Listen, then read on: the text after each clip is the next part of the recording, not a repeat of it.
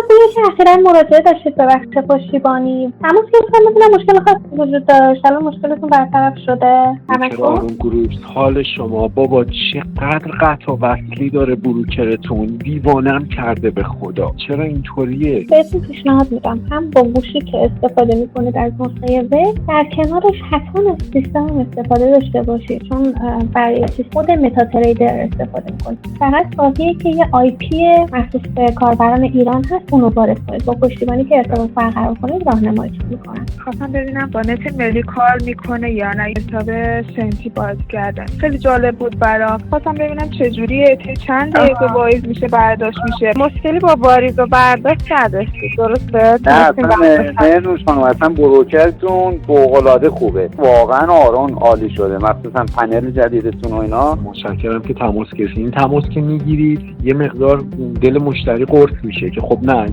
یه کسی هست که نظارتی بکنه. اون دو تا دیگه حداقل اینجوری تماس نمیگرفتن. این یه تفاوته. متشکرم از تماستون. مرسی. هم موردی هم که هست اگر نارضایتی دارید اعلام بفرمایید، بنده حتما ارجاع میدم. هیچ نارضایتی نیست، هر آنچه که هست رضایت 100%.